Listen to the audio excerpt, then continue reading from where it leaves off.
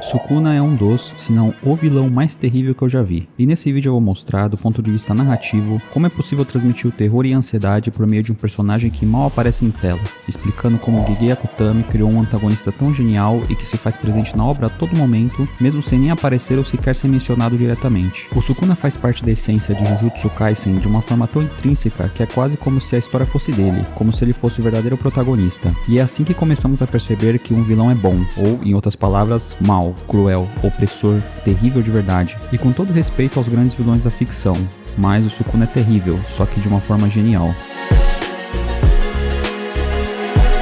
Eu preciso começar dizendo que se você só assistiu o anime e nunca leu o mangá de Jujutsu Kaisen, não precisa se preocupar, eu só vou abordar fatos ocorridos até a segunda temporada do anime nesse vídeo, então não vai ter spoilers de nada daí pra frente, até porque eu nem precisaria ir além para demonstrar o ponto do vídeo, já que na segunda temporada mesmo podemos ver a face, ou as faces, do espectro de duas faces, como também é conhecido. E para isso eu vou mostrar 4 pontos, as 4 características que o personagem do Sukuna tem, que fazem com que ele seja o vilão que é, e como o Gege conseguiu estabelecer de forma sólida as bases para a construção do Sukuna como vilão, e um vilão que não só funciona extremamente bem no universo de Jujutsu, como também excede as expectativas e acaba até roubando a cena em vários momentos. Então, começando pela primeira delas, na ordem que aparecem.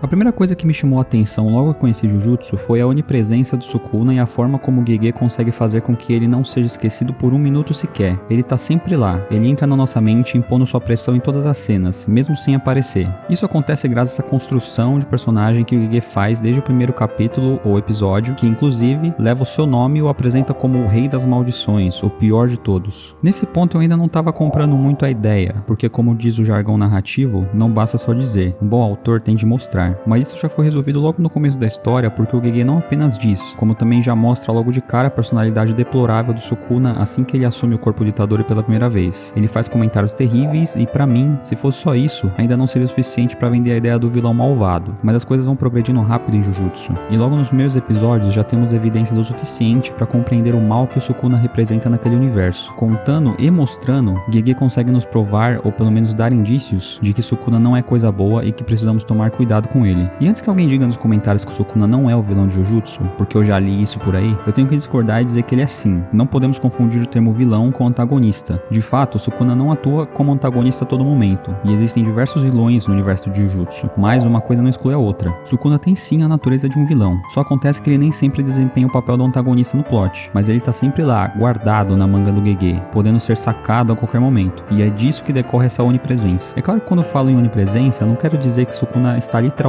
em todos os lugares ao mesmo tempo, mas a ideia da sua presença está. A sua existência naquele universo é muito bem conhecida por todos, sejam feiticeiros ou maldições, e essa noção geral é o que faz com que ele permaneça influenciando o rumo da narrativa, seja direta ou indiretamente. Isso porque essa presença é tão poderosa e relevante para aquele mundo que os outros personagens e a própria estrutura do plot não podem ignorá-la. Logo, a primeira das 4 características que constroem um vilão terrível é estar em todos os lugares ao mesmo tempo, e não poder ser ignorado sob pena de consequências terríveis. É entrar na mente não só dos personagens daquele mundo, mas também dos espectadores, mesmo sem aparecer ou ser mencionado sempre, mas apenas por existir. Essa é a onipresença, mas as outras características são, na minha opinião, ainda piores.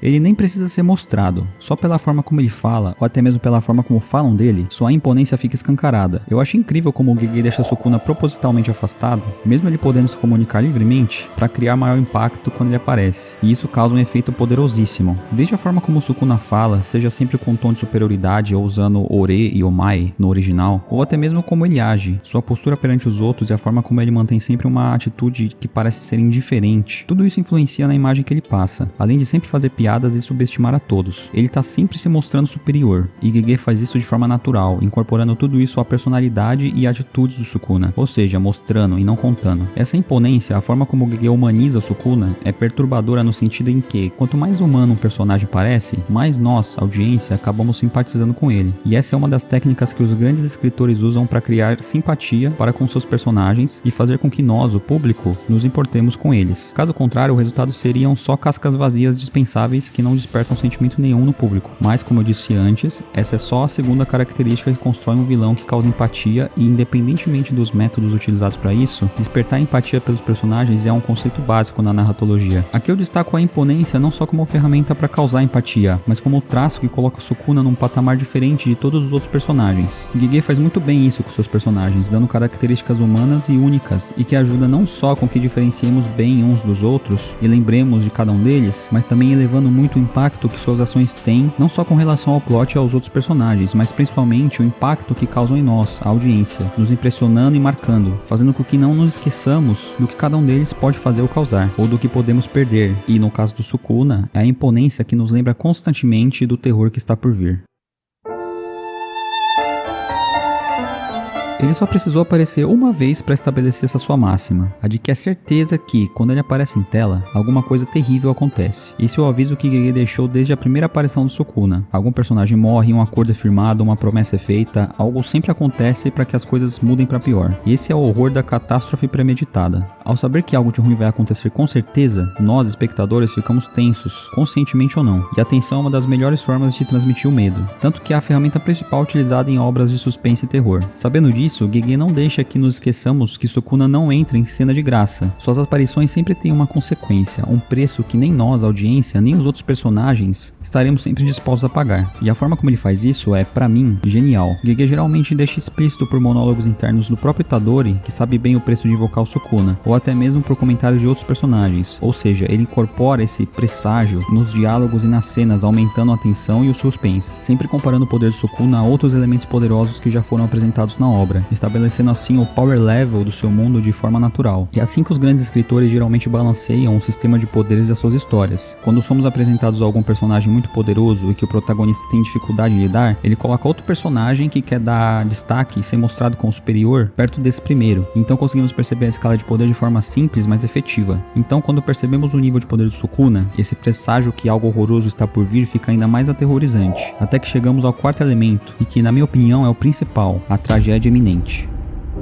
Como eu já disse, os maiores escritores não dizem o que eles querem transmitir, eles mostram, seja por diálogos ou descrições de cenas. E é assim que Gege nos prova de fato como Sukuna é terrível, pelas consequências de suas ações ou simplesmente pela sua existência. O resultado das suas aparições quase sempre resulta em tragédia. Vidas se perdem, locais inteiros são destruídos, traumas são criados e o terror é espalhado. Isso tudo fica ainda mais evidente porque Gege faz questão de sempre nos lembrar o que estamos perdendo. Ele nos mostra momentos felizes e o lado mais humano e puro daqueles personagens que estão para ser eliminados sem um fio de hesitação momentos antes daquilo acontecer. Muitos podem considerar uma tática barata e cruel, mas é inegável que funciona. Despertar nossa empatia de forma brusca é uma das técnicas mais efetivas para elevar o impacto da perda e causar sentimentos como tristeza, fúria e indignação. Por menos importante que o personagem que está prestes a morrer seja, e por menos que nos importemos com ele, se você chegar a simpatizar minimamente por um segundo, o trabalho do autor foi bem executado, e Gege nunca falha nisso. É claro que essa técnica que muitos chamam de barata ou de clichê só funciona porque os personagens em questão tiveram uma construção sólida no decorrer da obra, ou pelo menos enquanto tiveram espaço. Então isso é completamente mérito dele, e ele faz isso com os personagens queridos, odiados, relevantes ou nem tanto. E o que é mais genial, nem sempre é o Sukuna que os mata diretamente. Muitas das mortes são causadas por outros vilões, mas quando você para pra analisar, sempre tem um dedo do Sukuna, afinal, quase tudo gira em torno do seu poder e da promessa do que vai acontecer se ele for libertado.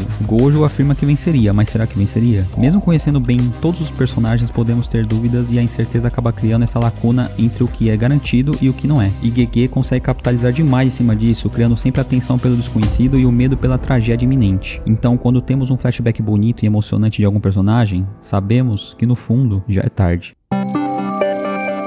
Acho que a maioria deve concordar que as principais características de um vilão marcante são sua falta de empatia, a ausência de remorso e até mesmo orgulho ao criar o caos, cometendo injustiça de ceifar vidas inocentes, a inconsequência e a indiferença perante o sofrimento dos outros, e por último, mas não menos relevante, o egocentrismo. E esse é um ponto que se destaca no Sukuna. Ele age como se ele e somente ele importasse. Para ele é o ser superior e todo o resto, sejam coisas, animais ou pessoas, são inferiores. Ele tem o direito de fazer todos se curvarem perante seu poder poder e venerarem sua solene existência, implorando clemência por suas almas fracas e inferiores. E assim, quem sabe, só por diversão, ele poupa as vidas dos submissos. Os únicos que ele parece fazer questão de não matar são aqueles que despertam seu interesse, seja por sua utilidade imediata ou pela potencial utilidade futura. E assim que a sua verdadeira identidade é revelada, a de um vilão aproveitador e oportunista, que por mais que mantenha uma imagem imponente e aterrorizante na frente, no fundo, quem sabe não é sua própria essência a fonte que reflete tudo que sua imagem transparece: o terror, o medo e a covardia. Tudo que sua atitude vil prega pode ter origem, na verdade, dentro de si. Um covarde fraco e ansioso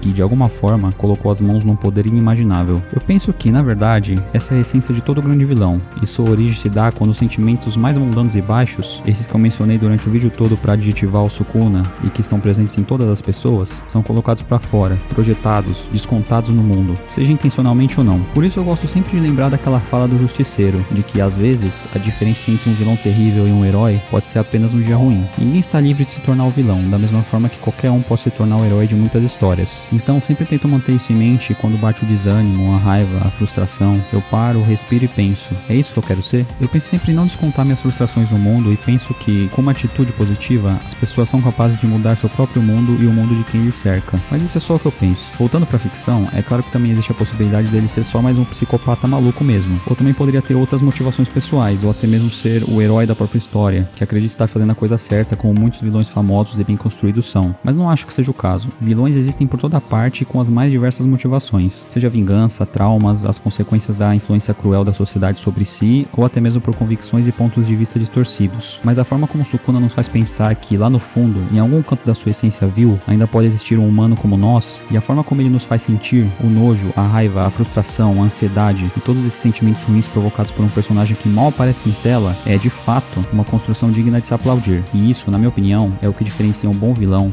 de um vilão terrível. Muito obrigado por assistir, e se você gostou desse vídeo, assiste esse outro aqui que muito provavelmente você vai gostar também.